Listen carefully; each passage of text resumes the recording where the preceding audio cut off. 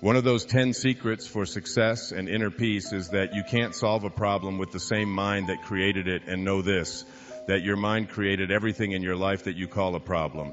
And self-actualizing, highly functioning people who live at these extremely, extraordinarily high levels of consciousness never put their thoughts on what is if they don't like what is, because if your thoughts are on what is, and you despise what is, and if you look at poor people, if you look at unsuccessful people, if you look at sickly people, if you look at tired people, if you look at addicted people, you will see people who put their attention constantly on their problems, on what is wrong, on what isn't working, on what I can't do, and so on. They'll tell you about it, they'll focus on it, and when your thoughts are on what is, and what you think about is what expands, you continue to attract more of what is into your life. When I had a practice, I had a woman who came to me who said, I just went through a divorce 7 months ago, and I've been dating, and I've dated 4 different men, and all 4 of them have used me as a sex object, and every single one of them called me up after the first date and were mistreating me, and they didn't have any respect for me, and that was the end of it. And she said,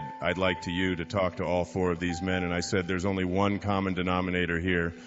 You are attracting into your life what you are putting your attention on. It's called the job effect. You can't think about what is missing, and you can't think and put your energy and talk about what is. If you don't like what is, can't do that unless you want more of that to show up. Third, you cannot put your attention or your thoughts or your energy on what always has been. If you put your thoughts or your energy on what always has been is what will continue to show up into your life. What always has been is the wake of a boat. Your life is a boat. It's heading up the river in that direction, and is heading there at 40 knots, and you're standing on the stern, and you're looking down at the water. And as the boat goes in this direction here, you are looking down into the water. And what do you see? You see the wake. And what is the wake? The wake is the trail that is left behind. That's what the wake of your life is. That's what the wake of the boat is. And if you ask yourself the question, what's driving the boat? What's making this thing head in this direction? The answer is the present moment energy that is being generated by the engine, and nothing more is what's making the boat go in this direction. And then if you ask yourself this key question, is it possible for the wake to drive the boat? Can a trail that is left behind make a boat go in this direction? What's the answer? Impossible, isn't it? And so too, is it impossible for the wake of your life, the trail that you've left behind, to be the reason why your life is going in this direction? It is not because of anything that has happened back here. That's an illusion that we live under. What has happened back here is a trail. The choices you make in this moment. And if your thoughts are on what always has been, this is the way we've always done things, this is the kind of person I am, I can't change, you can't teach an old dog new tricks, all of those cliches that have become so much a part of our life. If your thoughts are on what always has been, and you despise what always has been, you will continue to attract more of what always has been, even though you despise it.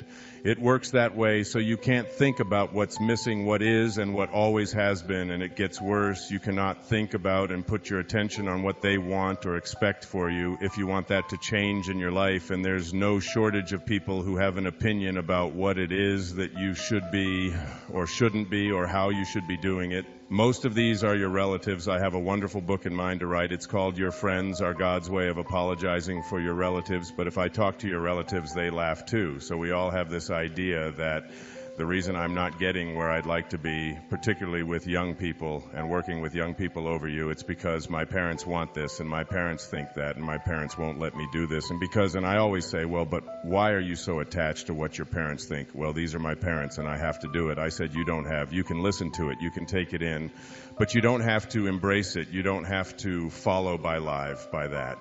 And certainly when you become adults, if there are people out there who convince you that you should or shouldn't be doing this or that, then you're going to continue to attract exactly what it is that they have their attention on. So if you put your thoughts on what they want for you, you tell everybody else about how it makes you go from being bliss to pissed just by being in their presence, just by bidding on the telephone with them. That person, that in-law, that mother, that father, that grandparent, that child, that whoever it might be is giving you, or even your neighbors or your friends or whomever your coworkers are telling you what you should or shouldn't be, and you don't like the advice that they're giving and you resent very strongly one of the 10 secrets for success, and the inner peace says there are no justified resentments. Your resentments are things that destroy you. So if your thoughts are on what they want for you, and what they want for you is something you don't like, you will continue to attract more of and use the attractor energy of the universe to attract more of what they want for you, even though you are upset about it. So here you go.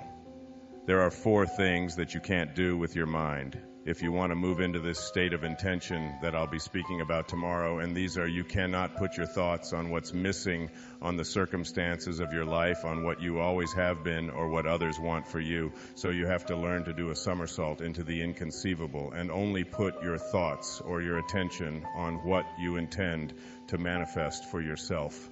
Every thought that you have is an energy. Everything in the universe is an energy. And when you have a thought that is a thought that weakens you, which Hawkins speaks about so brilliantly in Power versus Force, that thought, the 10th secret in 10th secret says wisdom is avoiding all thoughts which weaken you, and thoughts change and make you strong or weak. Depending upon whether or not what you're thinking at any given moment, the instant that you put something into your body and hold it close to it, the moment that you move into the energy field of someone who is negative. And I'll be speaking more about this tomorrow afternoon and doing a little bit more of demonstration on that. Everything in this universe is an energy. I have the prayer of St. Francis on which I'll be reciting tomorrow, and Sky will sing for you tomorrow on a card that is produced by a woman who lives in a wheelchair, and all it takes is to have to be in the energy field. If I had Linda hold this up next to her, it would strengthen her, just the words. Energy is in everything, and here's one of the most powerful notions about how you move into this area of bringing higher energy to the presence of lower energy in your life to strengthen rather than weaken you. He was on the wall of the ashram where Mother Teresa lived, and it goes like this.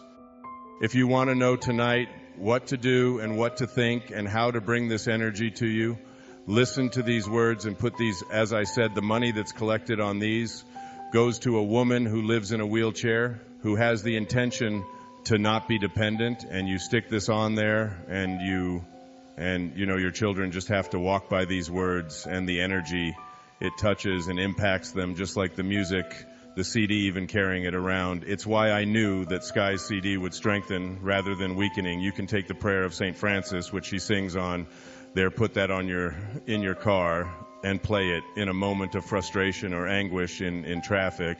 And you know what? You can move the traffic. I know you laugh and you think that kind of thing is impossible. There is nothing that you can't do when you shift your energy from energies that weaken to energies that strengthen. And this is what Kent Keith had written, and with Mother Teresa lived by. She said, people are often unreasonable, illogical, and self-centered. Forgive them anyway. If you are kind, people may accuse you of selfish, ulterior motives. Be kind anyway. If you are successful, you will win some false friends, and some true enemies succeed anyway. If you are honest and frank, people may cheat you. Be honest and frank anyway. What you spend years building, someone may destroy overnight. As particularly relevant in America, isn't it? Build anyway. If you find serenity and happiness, they may be jealous. Be happy anyway. The good you do today, people will often forget tomorrow. Do good anyway. Give the world the best you have, and it may never be enough. Give the world the best you have anyway. You see, in the final analysis, it's all between you and God. It was never between you and them anyway.